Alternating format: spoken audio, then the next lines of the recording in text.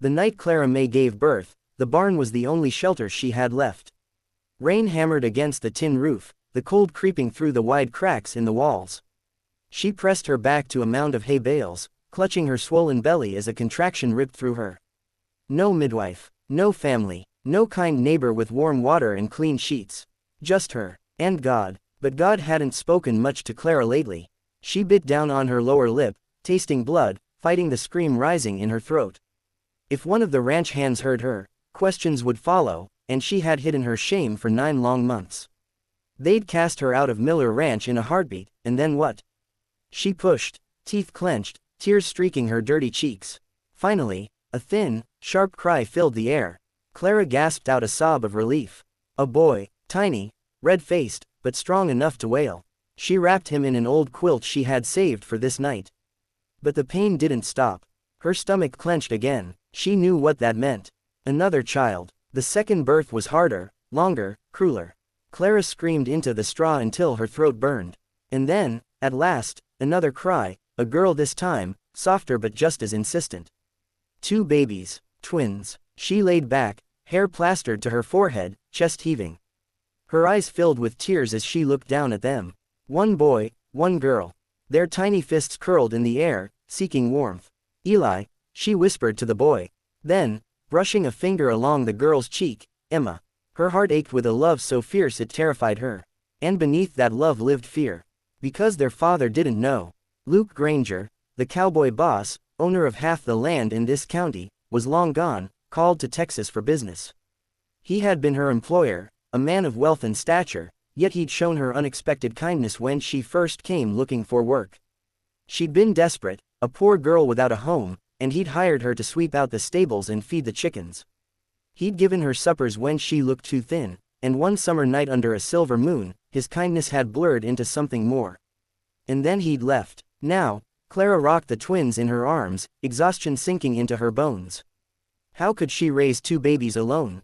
How could she keep them safe when she had no family, no money, no roof beyond the barn rafters? But she swore, in that moment, she'd try.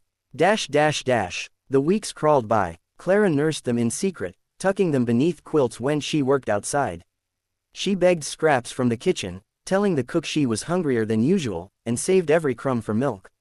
Nights in the barn were long and cold, the twins' cries echoing in the rafters, but she sang them lullabies her mother once sang to her, songs about rivers and stars. The ranch hands grew suspicious, but no one pressed too hard. Clara had always been quiet, keeping to herself. As long as she did her chores, no one paid much mind. But hiding twins was like trying to hide the sunrise. They grew louder, their tiny voices carrying into the night. Clara feared discovery every hour. Still, she endured. Then one dawn in late autumn, everything changed. Luke Granger returned. He rode into Miller Ranch just as the horizon blushed pink, his horse lathered from the long journey. Dust clung to his boots, and a weary shadow sat heavy on his face. He hadn't meant to stay away so long, nearly a year, but life had a way of dragging a man down roads he didn't plan to take. And the truth he never spoke aloud was that leaving Clara had been easier than staying. He thought of her often, though. Her quiet strength, the way she laughed softly when she thought no one listened. He had convinced himself she'd be better off without him. She was just a poor girl, and he a man burdened with land, debt, and duty. Affection had been weakness. Best to leave it behind. Or so he told himself. Luke dismounted, stretching sore muscles. He was about to head toward the ranch house when he heard it, a sound that made him freeze. A baby's cry. Frowning, Luke followed the sound to the barn. He pushed open the heavy doors and stepped inside. What he saw stopped his breath. Clara May sat in the straw, her back against a hay bale, cradling not 1 but 2 infants.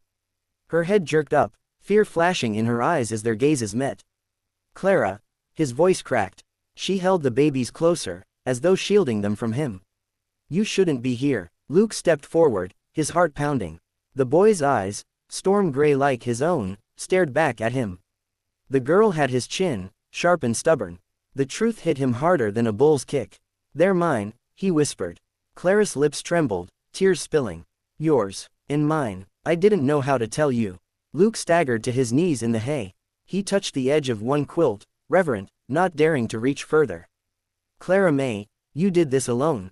You gave birth here, in this barn, she admitted, voice breaking. I had nothing, Luke. No family, no one to turn to. But I couldn't give them up. They're all I have. Shame seared through him. While he'd been chasing cattle contracts and land deeds, she had been here, alone, fighting through pain and hunger, raising his children in silence. I should have been here, he said, voice rough. God help me, I should have never left you like that. Clara's chin lifted, defiant even as tears shone in her eyes. Don't say words you don't mean. They need more than empty promises. Luke reached for her hand, his grip firm, steady. Then let me prove it. Let me be their father. Let me be yours, if you'll let me. She searched his face, her heart warring with itself. She had dreamed of this moment, of him returning, of him claiming them, but dreams and reality were never the same. Could she trust him? Could she forgive the months of silence, the loneliness, the barn nights when she thought she might die from the weight of it all? Her gaze fell to Eli, then Emma. They deserved more than a barn. They deserved a family. Finally, Clara whispered, if you're staying, truly staying, then maybe there's a chance. Luke's lips curved into a trembling smile. I'm not going anywhere, Clara May. Not again. Tears blurred her vision as she let him pull her close. For the first time in months, she let herself lean against someone else's strength. The twins stirred between them, their tiny cries softening into calm. Luke pressed his forehead to hers. We'll build them a home. You'll never sleep in a barn again. I swear it. And for once, Clara believed him. The barn that had been her place of suffering became, in that moment, the place where her life turned. Together, they stepped out into the rising sun, Clara, Luke, Eli, and Emma. A poor girl no longer. A cowboy boss redeemed, and a family found at last. The barn wasn't meant for living things smaller than calves and colts, but for 9 long months, Clara May had no other place to call home. The hayloft had been her bed, the drafty stalls her only shelter from the prairie winds. She worked where she could on Miller Ranch, sweeping, feeding chickens, scrubbing laundry, and most nights she crept back to the barn with a crust of bread tucked in her apron. But that autumn night, the barn became something else entirely, her birthing room. Clara pressed her back against a bale of hay, her hands clutching her belly as another contraction ripped through her. She was only 18, too young and too poor to face this alone, but alone she was. She bit back a scream, knowing if any ranch hand heard, questions would follow. Questions she wasn't ready to answer. With one final push, a cry split the air. A boy. Tears blurred her eyes as she wrapped him in the old quilt she'd saved for this moment. But the pain wasn't finished with her. Another contraction, harder than the first. Clara gasped, fear sweeping through her. Minutes later, another cry echoed against the rafters. A girl this time, smaller but strong. Clara collapsed back, hair damp with sweat, chest heaving. Twins. Eli, she whispered, kissing the boy's head. And Emma. She brushed her lips to the girl's cheek. 2 names for 2 tiny miracles. But miracles were heavy to carry alone. The father of these children, Luke Granger, the cowboy boss himself, was gone. He'd left months ago for business in Texas, never knowing what grew inside Clara's belly. He had been kind to her once, kind enough that her heart forgot its place. Then one summer night under the wide Texas stars, kindness blurred into something more. A month later, she knew she carried more than memory of him. Shame had sealed her lips. Who would believe her, a poor orphan girl with no family, no dowry, no place in this world? Who would believe she carried the boss's child? And now, looking at Eli's storm-gray eyes and Emma's sharp little chin, Clara knew the truth was written plain on their faces. She rocked them close, whispering lullabies to keep herself from weeping. The weeks crawled by, and the barn became a nursery. She nursed them under the smell of hay, hid them beneath quilts when she worked. She begged scraps of milk and bread from the kitchen, claiming she was hungrier than usual. The cook only raised her brow but didn't question. Nights were the hardest. When the wind howled through the cracks in the barn walls, Clara wrapped the twins close and whispered, "Mama's here." Always. But sometimes, alone in the dark, she wondered how long she could keep that promise. Part 2. The Cowboy's Return. Luke Granger rode into the Miller Ranch one chilly dawn, the horizon blushing pink behind him. His horse was lathered from the long ride, and dust clung to his boots. He hadn't meant to stay away so long, nearly a year, but work had a way of swallowing a man whole. Or maybe it wasn't just work. Maybe it was easier to keep moving than face the memory of a girl with soft eyes and a voice like honey. Clara May. Luke had thought of her more often than he dared admit. He'd told himself she deserved better than a man bound to his ranch, his debts, and his duty. Best to leave her behind, though it had torn at him. He was heading toward the ranch house when he froze. A baby's cry. The sound seemed out of place on Miller Ranch. Frowning, Luke followed it to the barn. He pushed the doors open, and what he saw stopped his breath cold. Clara May sat in the straw, cradling not one but two infants. Her head snapped up, fear blazing in her eyes. Clara. His voice cracked. She clutched the babies tighter. You shouldn't be here. Luke stepped forward, his chest pounding. The boy's eyes, his eyes, stared back at him. The girl's chin was his own. The truth hit him like a kick from a wild horse. They're mine, he whispered. Clara's tears spilled. Yours. And mine. I didn't know how to tell you. Luke dropped to his knees, guilt twisting in his gut. You gave birth here. Alone. In the barn, she said softly, her voice trembling. I had nothing else. No one else. But I couldn't leave them.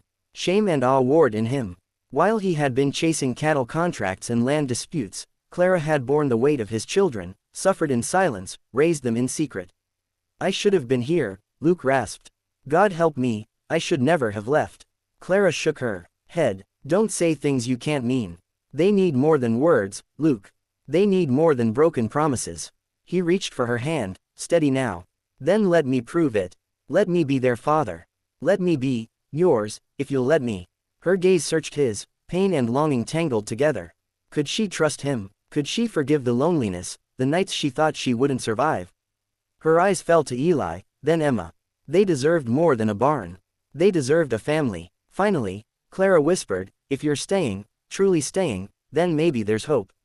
Luke's smile trembled, but it was real. I'm not going anywhere, Clara May. Not again. Tears blurred her eyes as he pulled her close, the twins safe between them. For the first time in months, Clara let herself believe in something brighter than survival. The barn that had been her place of shame and struggle became, in that moment, the place where hope returned. Together, they stepped out into the morning sun. A poor girl no longer. A cowboy boss redeemed, and a family finally found.